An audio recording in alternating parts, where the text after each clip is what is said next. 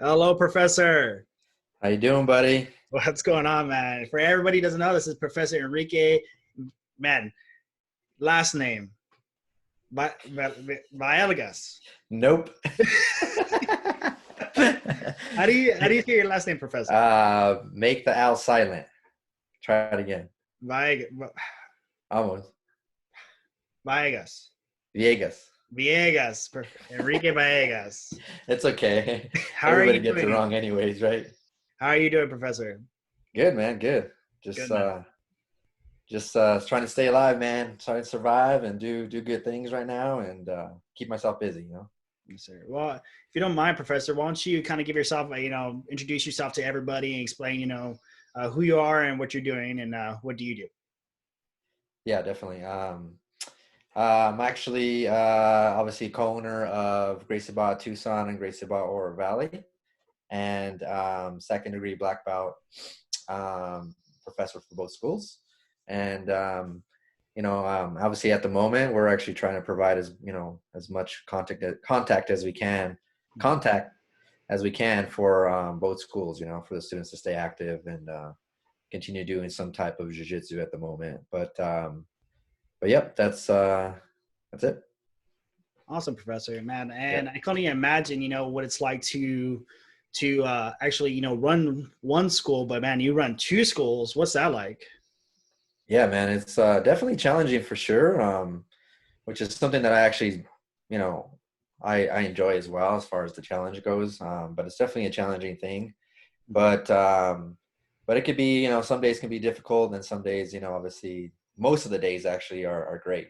Just having the ability to, connect with, more people, more students, and the main mindset behind it is to change people's lives, right? So Absolutely. um, that was always my biggest reasoning for having a school and to have my own team, is to make a difference in people's lives and through jiu-jitsu. And so at the end of the day, yeah, it's challenging, but at the same time it's super rewarding. Yes, sir. Obviously you're a good example of that, right? When I first started training jiu-jitsu, you were my student, right, from the beginning. And Absolutely, man. you had the chance to change your life in some way, and lose a lot of weight, and feel better, and all that good stuff. So yeah, for sure.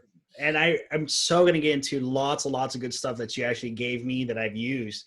And we're going to have so much of that, but let's first start off, let's talk about your jiu-jitsu journey, where you started off, and then, how you got to where you're at now. So let's go and talk about why you wanted to start jiu-jitsu, where you started jiu-jitsu, and then all the way up through your journey now.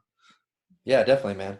So I started actually doing martial arts since pretty much 97, 98. Okay. So obviously I'm one of the old school cats, right? Been training for 20 plus years. Before I did jiu-jitsu, I had a chance to do Muay Thai. I did Muay Thai for like 3.5 years. And the same Muay Thai school I was doing Muay Thai, they are actually having a small jiu-jitsu program in the corner where I was doing Muay Thai. And this was actually a couple of years after I did Muay Thai, because at that time, it was really unheard of having any jiu-jitsu out there whatsoever, especially in America, and especially where I'm from, which is Santa Fe, New Mexico. Back then it was, you probably couldn't really even find a jiu-jitsu school, at that time. Wow. But anyways, go forward 3.5 years when I did Muay Thai, I just looked over and I saw these guys doing a little jiu-jitsu program, and it's crazy. One of the guys that I was actually teaching jiu-jitsu was a white belt. He was like a 2-year white belt, I guess. I don't really even know where he actually learned his jiu-jitsu from or whatever, but obviously he had the experience to teach a little bit. And then I always thought I was just like this tough guy doing Muay Thai, stand up and I'm really tough. And I used to do fights like every Friday, like live fights and stuff for Muay Thai. And that's a tough martial art. Yeah, for sure. Right, with the For sure. shins and the kicks and the elbows and all that crazy stuff.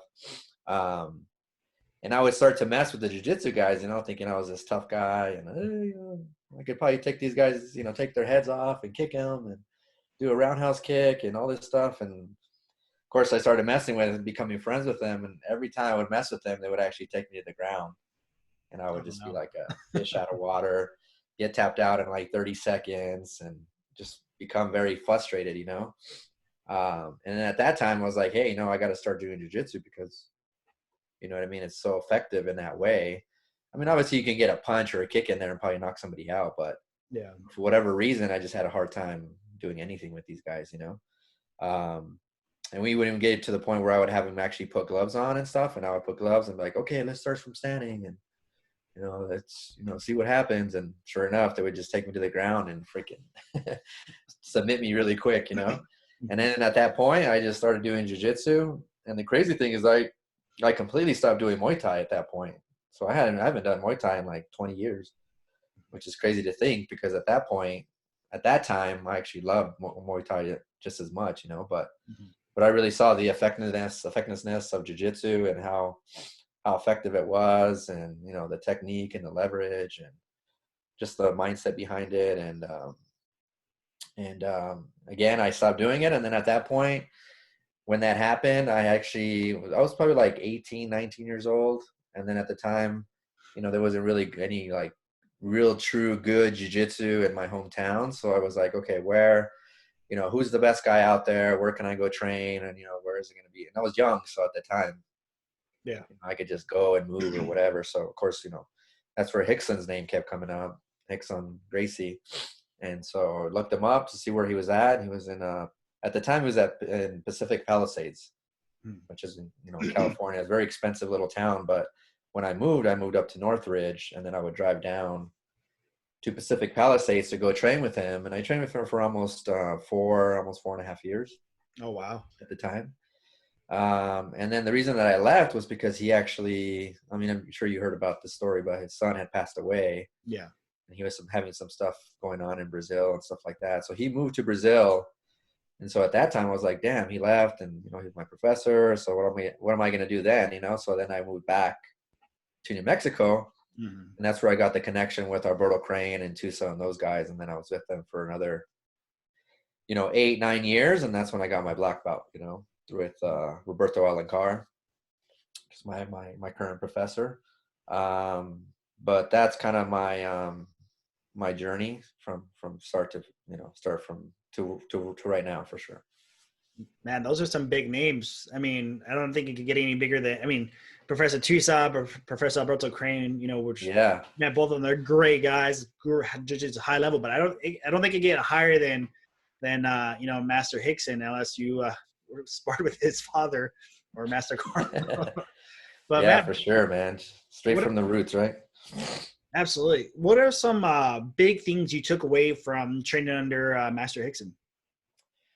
You know, the biggest thing is just the philosophy and the mindset behind, you know, self-defense. You know, I know a lot of people talk about how, you know, self-defense can only be, you know, like you can only learn so much with self-defense. It's very basic.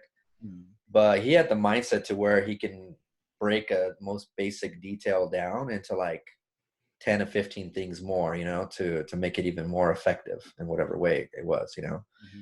But again, I think the misconception too with Rickson was always that, you know, he's just a self-defense guy, but he really wasn't, you know. He was all about everything, you know, when it came to jiu-jitsu, sport, self-defense, you know, obviously MMA, you know, he had a variety of different ways of thinking. But his mindset was just different, you know what I mean? Like he could break down, again, you know, basic rear naked choke on how to apply it, but he'll show you all the simple details behind it, you know, and make it even more effective, you know. And then it was like never ending, you know, his technique, you know. There's one time he would show one technique, and then they would show like maybe 2, 3, 4 more details again for the same technique, and you're like, whoa, he just blow your mind on even just like little inches, or where to put the hand, or how to switch your grip, or how to move your hip a certain way, how to, you know, use weight distribution, not only from the top, but from the bottom. Like it was just like things that just like mind blowing from him, you know? And of course, you know, that has a lot to do with, you know, what he's been trained jiu-jitsu for almost 50 years too, you know, since he was a baby. But like, there's those stories that are true, you know, like they say, you know, he's the champion of the family, you know, his mindset's different, which is true, you know, and I'm just glad that I had the opportunity to train with him when I did have the time to train with him. But those were probably the biggest things, you know, that always would, that I would always remember for sure. And even just the presence of him being in, you know, in the classes and stuff too, you know, because you know, he was just an average guy too, but people would always be like, oh, it's Rickson. And, you know, and then those stories too that are true about, you know, people would be like, did he really like line up 10 black belts and just tap them all out and like really easy? But, and I actually saw that a few times, you know, I Oh, actually would see wow. like his brothers go down there, High End and Hoyler and Henzo and those guys. And he would roll with those guys too. And he wouldn't like beat him like really easy like those guys, but eventually he would catch him, you know, really easily. But when it was just a regular black belt or whatever, it was just super effortless for him, you know. And again, you know, you really can't understand what that means unless you rolled with him. You know, if you had a chance to roll with him, then you really would feel like how he moved his body and how heavy he felt and these little adjustments. And you think you were doing something good on him, and he would just destroy you. You know what I mean? Or he would tell you too. And there's those stories too that would go around, and people would be like, "Oh, he would tell you that he would get you in an armbar on the right side in less than 30 seconds." Like literally he would tell you that, and you'd be like, nah, you know, I already know that you're going to be getting me in an armbar on the right side, you know, in 30 seconds. I'm going to defend it all I can. And you couldn't defend it. Jesus. That's how good he was, you know?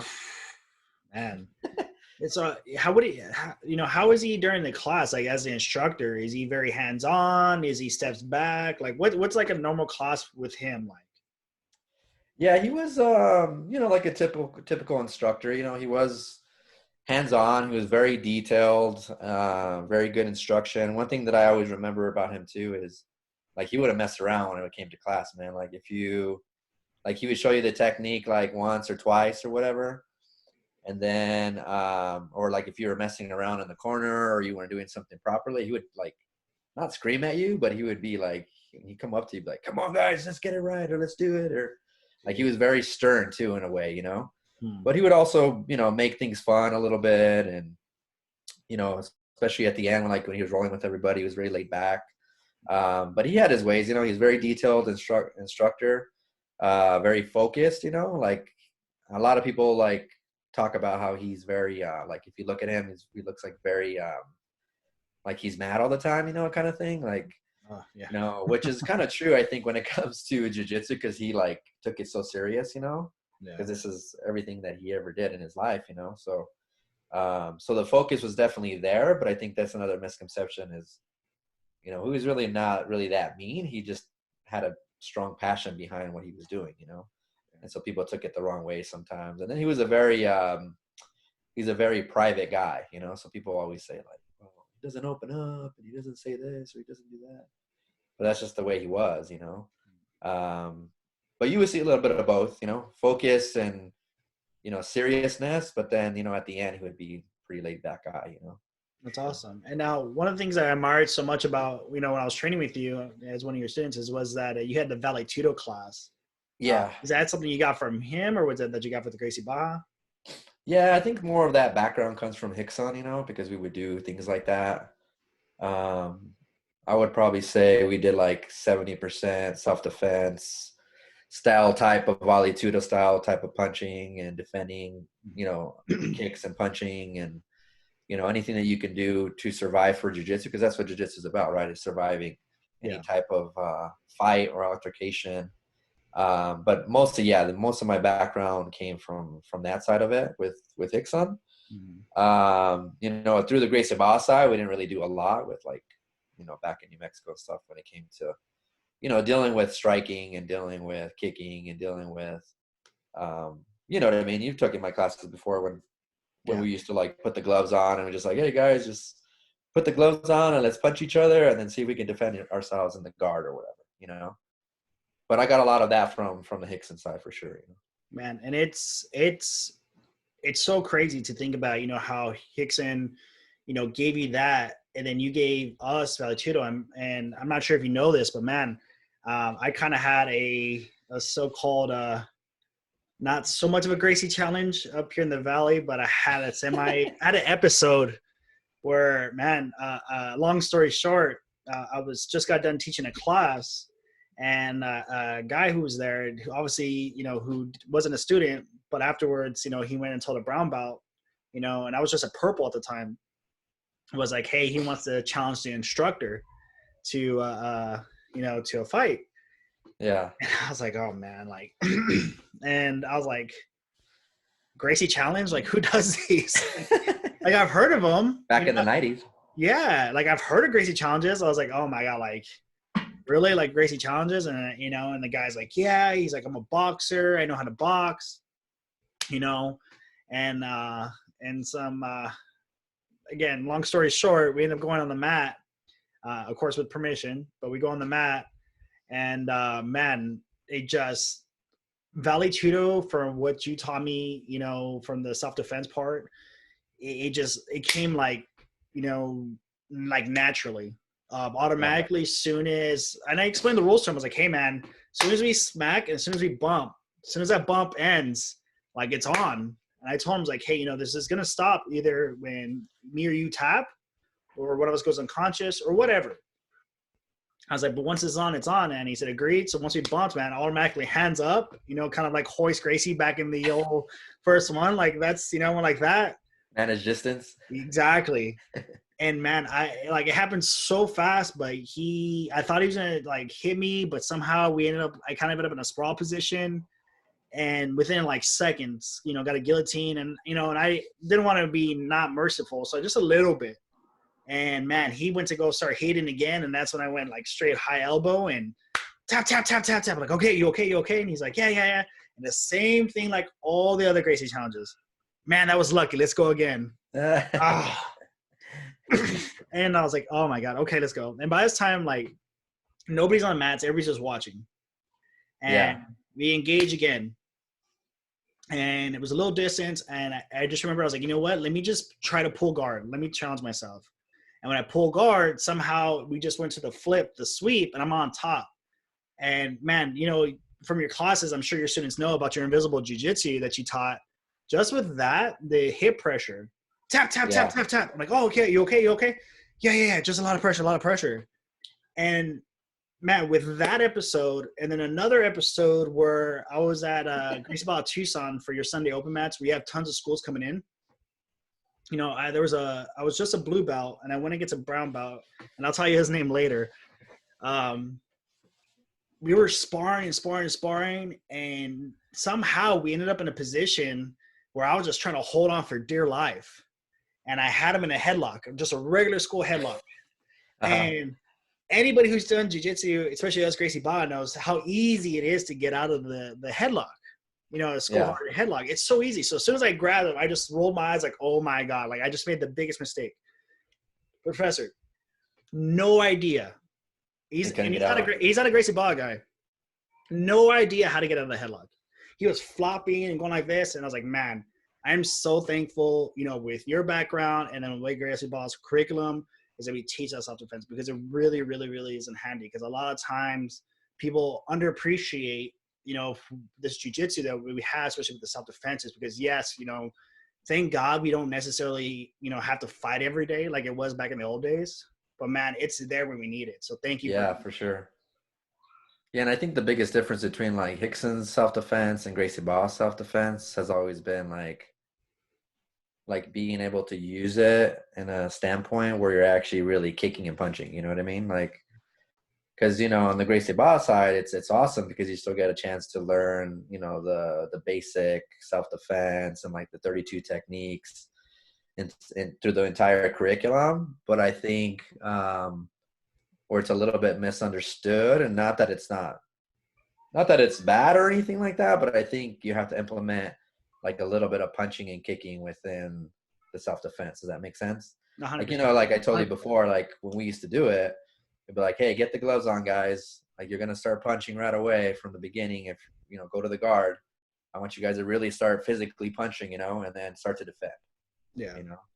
Or you're going to start standing and you're going to manage distance, but I want you guys to literally start punching and kicking like for reals, not just, okay, like a small little punch or whatever to try to defend. But I always try to instill that because I always knew that it had to be as realistic as possible, because you know what I mean? Like if you practice it where you're not doing punching and kicking or elbows or whatever in a more realistic standpoint, then it's hard to really understand the full aspect of learning that, Yeah. But I still believe that it's awesome because we still get a chance to learn that aspect of self-defense, you know. Yeah. But I think the difference with Rickson, he used to do the same thing, you know, like, okay, guys, we're going to be doing this for real. We're not going to just, you know, not that we would take each other's heads off, but you know what I mean? But we would try to throw punch and kicks and stuff like that. And that's where the concept of, you know, put the gloves on, like the, you know, the MMA gloves, let's do a Vale class, which I went more to kind of making it more like a strike-based jiu-jitsu class, because that's why I called it strike-based jiu-jitsu class, because it was involved with a lot of striking with jiu-jitsu and being able to handle that, you know, when it came to that. And I appreciate it because, man, you know, I've had some students, you know, up here who, you know, I'll teach, and especially like upper belts. And Yeah. I was like, man, think about the punching. And after class, they'll pull me aside and like, hey, you know, can you show me what that means with the strikes? And, you know, just to have that panic, and I never with closed hands. I'm always with open hands and just softly touching. And you could just see the panic that we have. And that's why I'm so thankful that you had that Vale class, because, man, you know, I feel so much confident. Like if they're striking, I know what to do. And, you know, and it's crazy because I tell people, you know, and they don't believe me, but man, I had a test for my blue belt with you. Yeah. You actually had us come to class early. Back in the day when we used to do testing, right? Yeah, you had a clipboard, someone's on top, and actually was really trying to actually, you know, basically it was like a street. Yeah, it was attacking. And we had to actually show that we could defend ourselves or keep ourselves safe.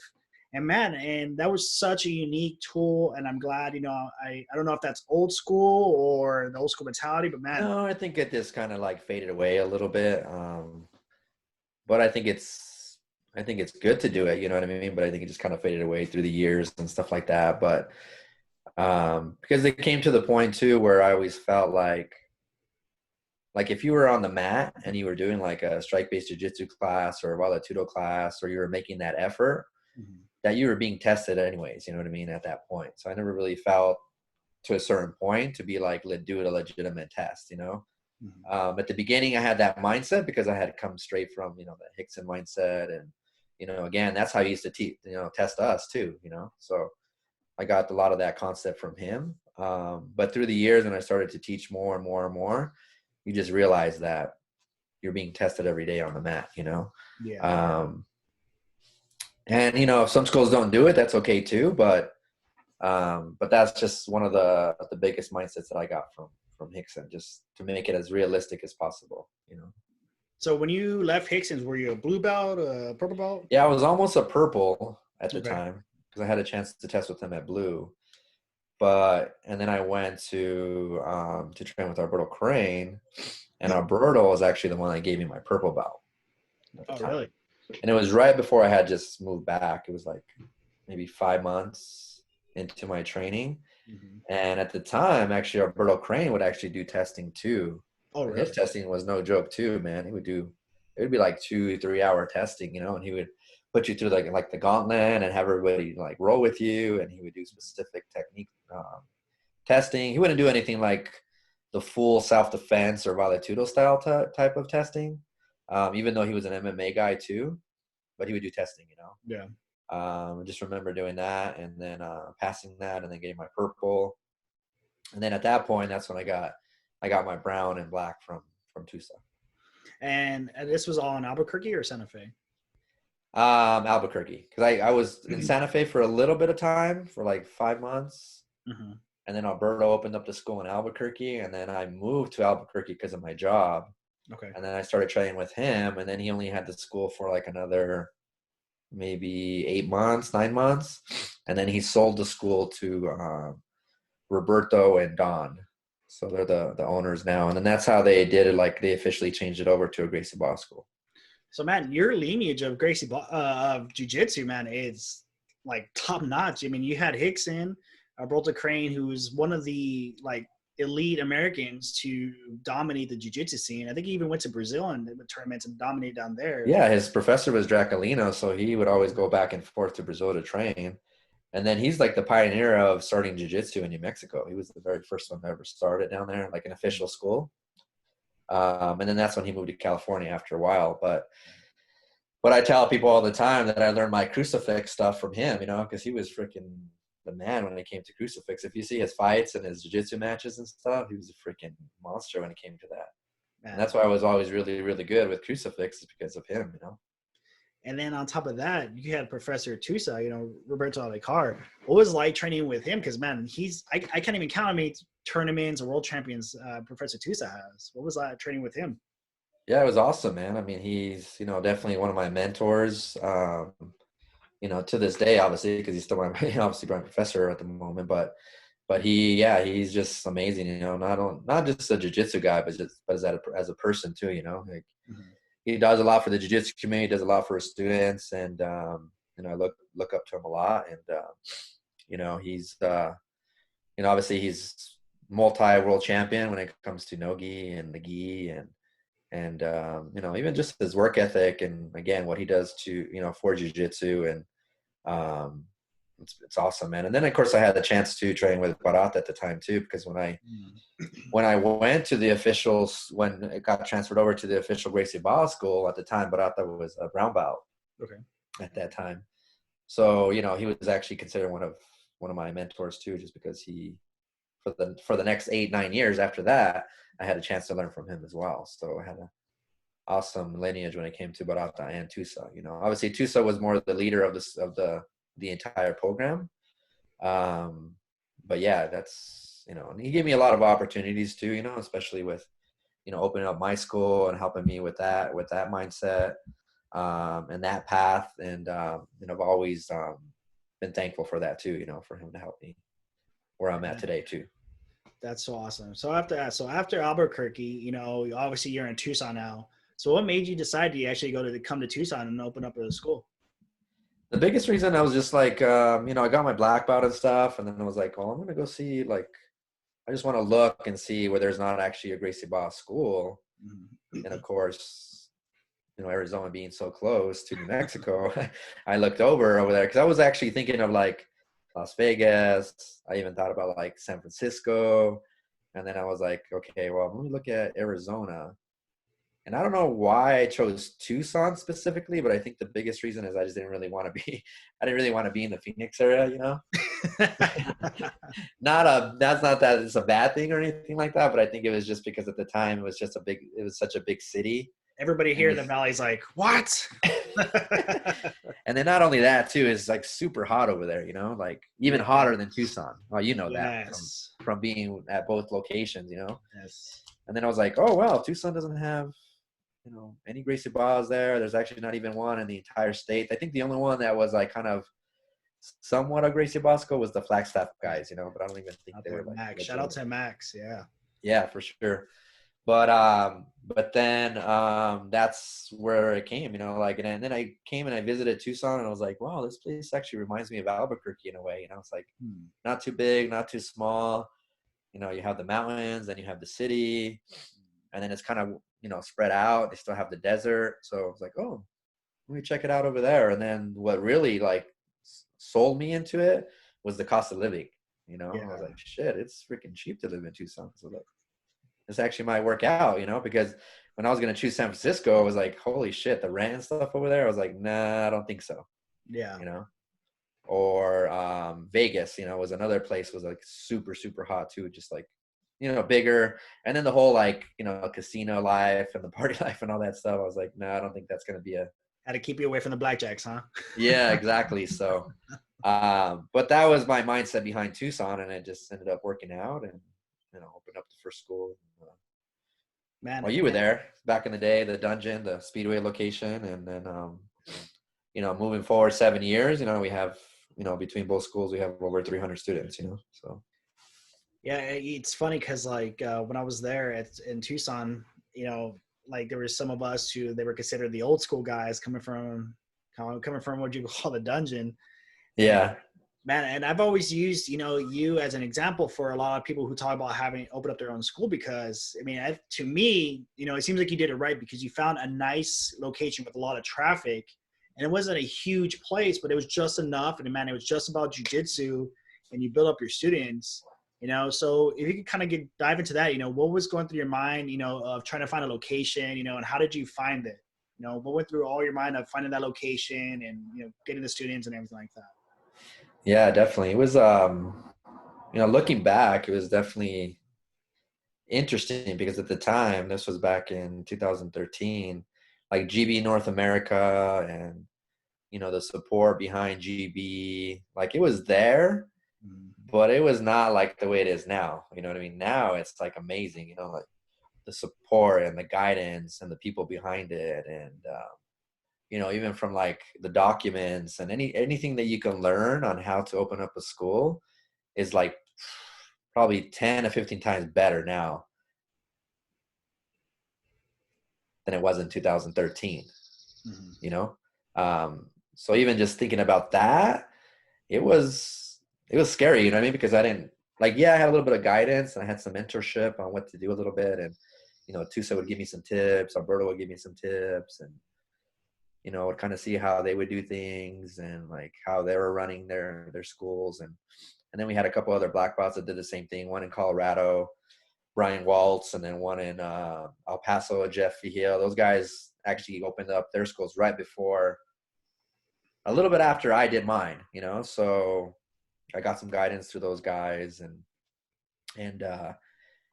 one day I just drove down to Tucson and I was like, I'm just going to drive around a little bit, kind of get to know the area, see where I want to be. And then all of a sudden I was just driving down Speedway and I saw that location, you know what I mean, with the garage, and I was separated and I was like, oh, this might actually work. And, the price was good as far as like the rent and everything. And, the landlord was able to negotiate some months for me. And if I would have known the stuff that I know now, I would have probably done a lot of more different things, you know what I mean? Even with just like negotiating the rent and, Yeah. I would have probably, even like maybe built a little bit bigger location and, things like that, that in the long run would have probably saved me a little bit more money. Because if you know this, right? I mean, we grew so fast that we had to go into a bigger location.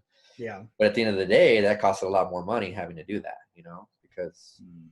I saved a lot of money before I opened up the school, just to open up the first GB Tucson location. Um, we even dipped into all our retirement. We, kept saving money. Just, took the risk of like leaving my corporate job that I was with for like 8 years, just to take the risk of doing. So it was scary all in all, but looking back, I'm not amazed that I was able to do it, because, obviously if I put my mind to something, I always feel like I can accomplish it.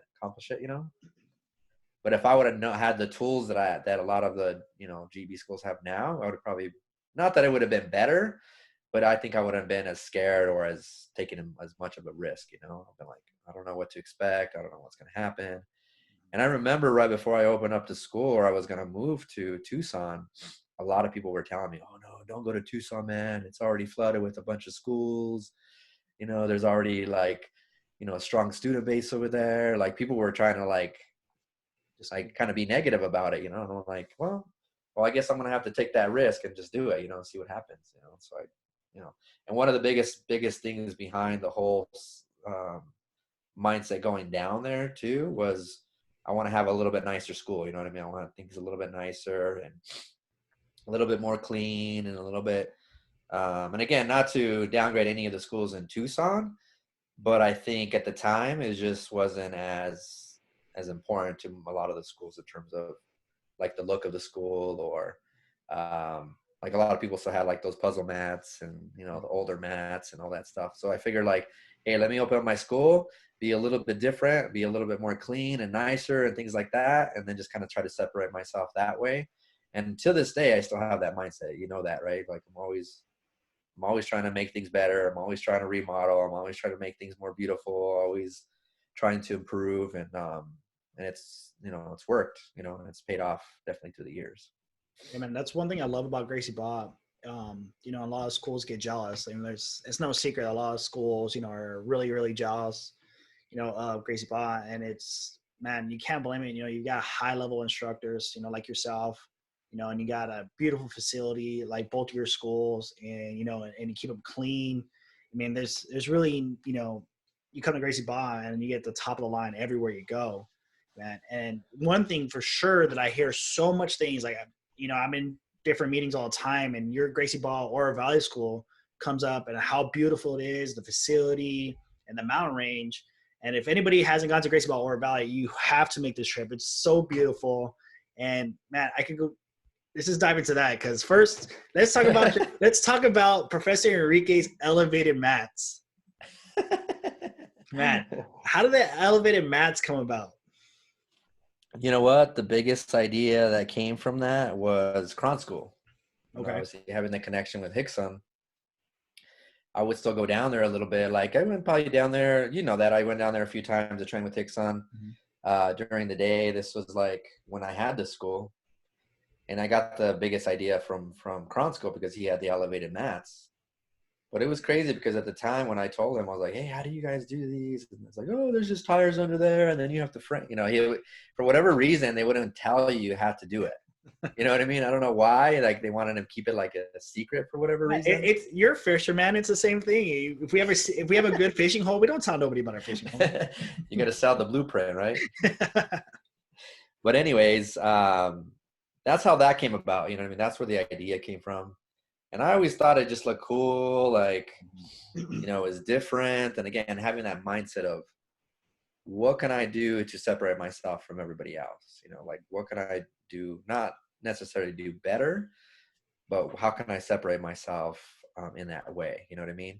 And that's kind of where the elevation thing came from. And then I started kind of getting ideas from different people, and this is how you do it, and this is how you have to do it. And then when we first started doing it the first time, of course, we ended up screwing up like 2 or 3 times, and then we had to kind of redo them and do them again. And then it's crazy because at the time when I had my friend down here, we actually messed them up a little bit when we first started doing them because we were just like, it was like trial and error kind of thing at the Tussa location, you know? Yeah. And then my dad would just like laugh at me because he was like, "Hey, you're doing this wrong. You're doing that wrong." Because he was like, you know, he's been doing construction for like 50 years, you know what I mean? Pretty much 40, 50 years. So he was like, "What are you doing?" He's the black belt of construction. Yeah, exactly. And he would like, I would try to explain to him like what we were trying to do. And he's like, "Hey son, it's just like doing a subfloor or doing like a roof. What are you doing?" Like, and I was like, "Oh, okay." So then I was like, you know what? I'm going to pay for my dad to come down. I'm going to pay for his plane ticket. I'm going to have him come down here. And then sure enough, he got there and he completely redesigned everything, the engineering part of it, the structure, you know, how things need to be cut. And of course, you know, he taught me that. So then when I did the Oro Valley location, there wasn't a lot of mistakes on that part, right? Because we already learned from our first mistakes. But at that time too, I brought him down to also help do the Oro Valley school as well. And that's kind of where, and then also the longevity of the elevation, you know, this too, right? When you get thrown a lot, you could feel the difference between being strictly on concrete versus the elevation. And I always thought about that too. It, you know, brings longevity on the body as well. Man, it's such a beautiful location. I can't stress it enough. I know lots of people around the nation of Gracie Barra has talked about your gym and actually, you know, said, man, if you want to look at a great gym, you know, that's state of the art, you know, yours is right now is one of the leading ones. So, you know, what went into that, you know, to your mentality of that location? Because, man, that view when you walk outside is breathtaking with the mountains like right there. It's unbelievable. So, I mean, what went into your mind? Because, man, that had to be nerve-wracking, you know, to have one school and to do another challenge by opening up another school. How was that like? It was good, man. I think the mindset behind it was just because there wasn't a lot of jiu-jitsu in that area, especially like Oro Valley and a little bit farther in that location area. So, you know, we wanted to just bring jiu-jitsu to that city and that town. So that's the reason why we took that risk to be up there. And we also knew that, you know, it's a beautiful location, a beautiful area. And, you know, again, that was the biggest mindset behind it, is just to be able to spread jiu-jitsu a little bit more. We knew that we were going to be thinned out a little bit when it came to, you know, doing both schools and how to run things and things like that. But I would say that's just the biggest mindset behind it. And like, you know, Carlos Gracie Jr., right? He wants to have a location in every city around the world. So I always believed in that vision as well. So not only for myself, but, you know, hopefully for my students as well, you know? Yeah, it's, again, the facility is beautiful. And then, man. Tucson is up there too, though, now. Especially yes, I forgot. You got the new blue mats. With the renovation there too, with the floor and the mats. And yes. I don't know, it gives it some pretty good comp too, man. I think the Tucson location is just as beautiful as the Oro Valley. The difference with the Oro Valley one is yeah, you have the showers, and you have the custom made desk, and you have the nice lockers in there and stuff like that. But Tucson's up there too, man. It doesn't have some of the features like Oro Valley as much, but it's just as nice. Yeah, no, they're both beautiful schools. Now, one thing I want to go into, because you have some ambassadors that are coming from Tucson, Gracie Barra ambassadors, and so being the black belt over them, what's it like having the ambassadors, and and what kind of training do you put them through? Yeah, for sure. I mean, we have Marquinos and Phoenix and Fortune and Caio. The biggest thing for them is obviously consider them leaders of the school when it comes to the adults and the kids and the juniors. And there's a reason why when it comes to their training or the way of them doing well in competition, is because they put the work in too, you know what I mean? And of course, we have specific classes for them as well. So we have a lot of competition classes, even if they come to our advanced classes, they're just as, tough as the competition classes, and then we always encourage them obviously to train as much as possible, which is something that we don't really have to do with those guys because they have such a strong work ethic, they're younger obviously. So they have that drive and that energy that they have to become, the best that they can be, and they've proven that, you know what I mean? I think a lot of our ambassadors too, they probably have some of the highest numbers when it comes to the point system for the ambassadorship.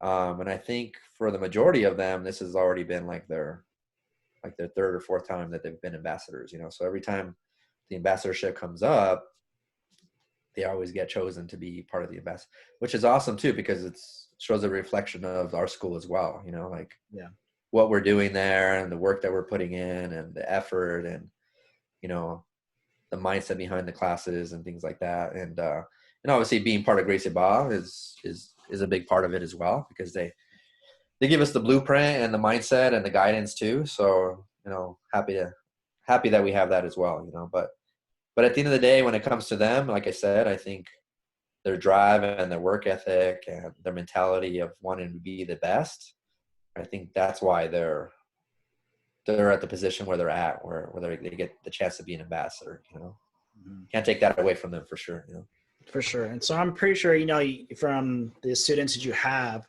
a lot of them, look at the ambassadors that are there and, kind of idolize them, and so, what do you say to the kids or to the students who, especially with the competition wise, what do you say to them if they want to get to that level for the ambassador, or even at to that level where they can start competing? What do you say to the students? Yeah, I mean, I just tell them, just, take a look at what they're doing too, because again, it comes down to, are you showing up to class? Are you putting in work outside of the class as well, not just in the class? Are you being a good person outside of the school as well? Because it's not just about just strictly just the competition side. I think they also have to be the type of person that people look up to. You know what I mean? I think that's important too. So especially with the kids, that's a big aspect for them to make sure that they look up to them and they're doing things. And the biggest thing for me is just, putting in the work and showing up to class. And that's really what it's not rocket science when it comes to that. I think it's just what happens too is a lot of people just don't stay as consistent when it comes to their training or their efforts or whatever. Sometimes I think people want to have things like they want to be an ambassador, but they don't want to put the work for it. You know what I mean? Does that make sense? Yeah. They just think that, hey, why are they an ambassador and why am I not? It's like, well, okay. Are you putting in the work just as much as they are? And are you showing up to class as much? Is your attendance up? Are you competing as much as they are, or you're just kind of competing once in a while, because this too, the more you compete, the better you're going to get too, because you're going to be pushed just as much, so we try to just instill that into the students that do want to become ambassadors, you have to do those little things, to get to that level. Yeah, absolutely. And one of the cool things was too, I was there, to watch you compete as well too. And I know before, I remember asking you when I was at the Gracie Barra Tucson, I asked you, like, man, when's the last time you competed? You're like, I haven't competed since I was like a purple belt, I think you said. Then you stepped out for the mats, and you stepped out for Masters Worlds, so what was that like coming back, at those times to compete? It was good, man. I think like my mindset was always like to try to focus on the students a lot and kind of put myself out there. And like I was like, okay, when I get a little bit more comfortable, maybe I'll start to compete a little bit more. And then through my career too, I had a lot of injuries, like knee injuries and surgeries. And not that that's ever an excuse, but that was always kind of a little bit of a roadblock for me when it came to trying to compete at a higher level, if I were to have to go back, like in my jiu-jitsu journey, I would have probably tried to compete a lot more when I was like a white, blue, or purple, because I did compete a little bit once in a while back then, but it wasn't like a more consistent aspect of what I should have been doing, Mm-hmm. And I think, going back to it as like a brown or a black belt and trying to compete when you probably hadn't been competing as much, it makes a difference, you know what I mean? Especially with like the mindset and your body and what you have to put your body through. Because I remember getting ready for, those competitions like World Masters and a couple competitions that I did. And my body just freaking, fell apart, and I think it's just because I was already a little bit older guy. And it's not easy, man. You have to definitely respect people that compete because you know how it is, man. You put your body through some crazy, crazy grinding for sure, Um, but, the biggest thing that I get out of everything is I like to see my students, succeed and do the best that they can be. And if they're doing well and they're happy and people are doing well on the competition side on that, I'm happy. I'm just there to support them and try to push them as much as I can. And we also have some other awesome black belts that we have at the school that are able to push people when it comes to the competition side, Um, but yeah, that's kind of the mindset for me. I mean, in the future, hopefully maybe I compete a few more times, but it's never always been my like biggest, like, oh, I have to compete, 5-6 times a year, like for a while there, I was like, okay, maybe I'll just do it 2 or 3 times a year or something. So I'm getting older. It takes a lot on your body, things like that. But I also wanted to start to do it a little bit more just to lead by example, lead by example and, train with my team. And so we can get out there and battle together. That was always the new mindset that I was getting when I started to compete a little bit more, That's awesome. And now speaking of, basically if you want to get somewhere, you have to work hard for it, especially like that. And right now for the coronavirus, everybody's doing the Zoom classes and a lot of students, some students are like really motivated, still keep on training, and some motivation, is not really there for some of the students, and I'm sure you've had those conversations. So, what do you tell the students who are training, and what do you tell the students like, you're like, hey, come on, you have to stick with the online training. How do those conversations go? Yeah, it's tough, man, because I think every situation is different. Every person is different, you know? Um, so those conversations are just definitely different for everybody. But my biggest thing is I just try to encourage the students like, hey, like stay on top of your jujitsu, try to be active, especially now because you're at your home all day long, right? So like, you have a tendency to probably eat a little bit more, be in front of the TV, things like that. And especially like for the kids, and the adults, but just to keep your mind sharp with jujitsu, because if you completely get away from it, then when you come back, man, it's going to be tough. It's going to be rough for you for sure. You know what it is. If you take off jujitsu for like 2 weeks, you're so sluggish when you come back, so it's tough, And then now it's been what, 40 some days since the lockdown or whatever. That's a long time, So, I think people are going to be able to get back to it okay, but it's going to be rough for the first couple of weeks, because you always have the muscle memory and you always have, depending on what level you're at, you're always going to have that jiu-jitsu there, So that's all we can do right now is just try to motivate as much people as possible. Like for us, like the Zoom classes, like at the beginning, we're like, yeah, we had more attendance and stuff and starting to drop off a little bit now. Not as much as when we first started, but us as professors, myself, Professor Enrique, Professor L, the coaches, our job is to continue to try to motivate the students. And we'll give them a call or we'll send them a quick little message and be like, hey guys, stay on top of your training. It might not be as ideal as you want it to be right now, but you have to keep your mind sharp when it comes to your training, because there's going to be a time where we're going to be able to come back to this, and, you have to get back to doing things, and, we got lucky because we had a chance to have a bunch of mats at the school. So I was able to give a lot of the mats to the school, to the students, to lend them out. Yeah. So that's a good thing too, which keeps attendance a little higher and keeps people motivated. And, because it sucks to train on the carpet, Brad. I don't know if you've ever tried to train on the carpet. Even if you have your gi on and stuff, it's rough. Hard. Yeah.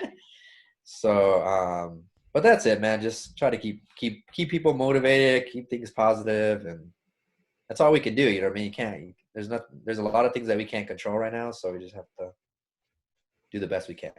That's it. And I think it's so cool that you did that because, from up here in the valley, we're part of the ARMA up here project. But, one of the complaints, it's not really huge, but some of the things where students wanting to train was like, I have no mats, I have no mats. And, I saw you posting like, hey, if any of my students need mats, I'll lend out mats. So that's really, really, awesome of you that you did that, and man, I training on carpet or trying to do break falls on tile is not really, not really that fun. And then now it's just going to be a matter of hopefully I get all my mats back. Right? You're going to be the blockbuster of the mats trying to track everybody down. Crucifix for anybody who doesn't bring back my mats. $10,000 worth of zebra mats. Trying to get those down. Well, Professor, so we're going to go into a thing I call it competition rounds. So competition rounds. Yes, sir. So I'm going to ask you some questions, and man, just answer right off the top of your head. You ready? All right. And let me get a drink of water too before we go here because it's going to get intense. It's going to get intense. All right. So the first question, are you ready? Yeah. All right. First question. What is your favorite submission? Armbar. What is the worst submission you hate being caught in? Oh. Rear naked choke. Nobody can get me in that. No way. What's your favorite guard to work from? X guard. Okay. And what's the worst guard you hate dealing with? De La Hiva. Okay. And last question. What is Professor Enrique's favorite cheat food? Cheat food? Cheat food. I know, because I know Laura cooks some really great meals over there. Yeah, but even if she when she cooks like the Mexican style like food, at least it's like it's homemade and we know what we put in it and stuff like that, so it's not as bad. But definitely like a burger would be definitely like a good freaking juicy burger for sure. All right. Well, you survived the competition rounds. That was pretty intense. Well, Professor Enrique, man, thank you so much for, coming on, and doing this with us. Like I told you, the mission behind these podcasts, it's just, it keeps students motivated and it keeps spreading the word of, with Gracie Barra and get this out, and, right now we're in week 6 of our curriculum. Is there anything that, that you want to leave off with your students or the students of Gracie Barra worldwide? No, I'd like I told you before just a while ago, let's just keep pushing through, keep doing amazing things for the community as far as jiu-jitsu goes. And, people have to understand that the reason we're doing this, right, is to change people's lives and, stay positive, especially with everything going on right now. And, by the time we know, we'll be hopefully back to normal. Now, I don't know what that normal looks like and it might actually be a while, but if we can try to provide some type of jiu-jitsu, not only to my students, but to all the students around the world when it comes to jiu-jitsu, then hopefully we can do that, in a safe way for sure. And that's all people really want. You know what I mean? People just want to kind of get back to a little bit of, normal type of life. And that's it, man. Just stay as positive as possible. That's it. Awesome, Professor. Well, again, man, thank you so much for doing this for me. Appreciate you taking the time. And man, I can't wait for us to, for this virus to get past so we can go down and train again with you guys. Yeah, you too, man. All right. Thank you, Professor. See you, brother. Take it easy. Thank you.